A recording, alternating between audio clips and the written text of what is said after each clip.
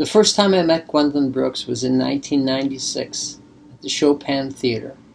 It was at a poetry contest that was named after her.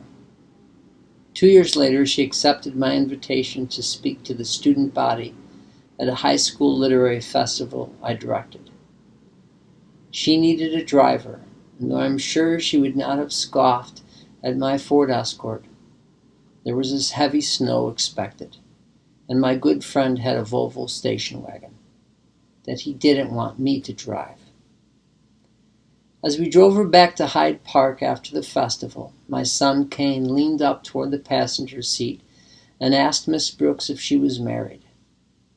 And she told us the story of coming home on the last day of a summer course she was teaching at Chicago State, just months after I had met her the first time, and she called out to her husband, Henry Blakely, that she was home.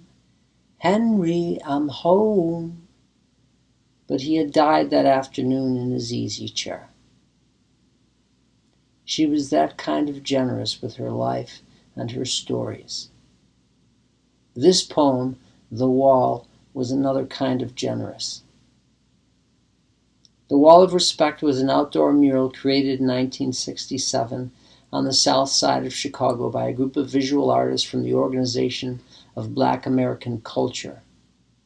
It was a time when African Americans were virtually absent from the mainstream media. The initial theme of the mural was Black heroes. The Wall of Respect became a catalyst of the redevelopment of Chicago's South Side and of the Black Power movement. Shortly before Gwendolyn became the Poet Laureate of Illinois, she was commissioned to write a poem for the dedication of the Wall. And at that event in August of 1967, she read this poem, The Wall. A drum, drum, drum. Humbly we come.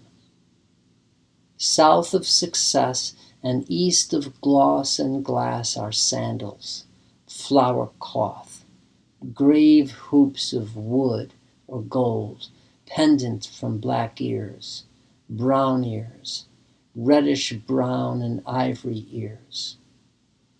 Black boymen on roofs fist out black power.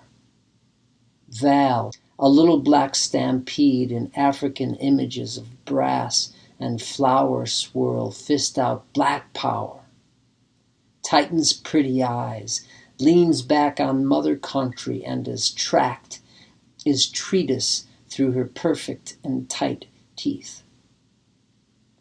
Women in wool hair chant their poetry. Phil Corin gives us messages in music made of developed bone and polished and honed cult. It is the hour of tribe and of vibration, the day-long hour. It is the hour of ringing, rouse, of ferment festival. On 43rd and Langley, black furnaces resent ancient legislatures of ploy and scruple and practical gelatin. They keep the fever in, fondle the fever. All worship the wall. I mount the rattling wood. Walter says she is good, says she, our sister, is. In front of me, hundreds of faces, red, brown, black, ivory, yield me hot trust, their yea and their announcement that they are ready to rile the high-flung ground. Behind me, paint, heroes.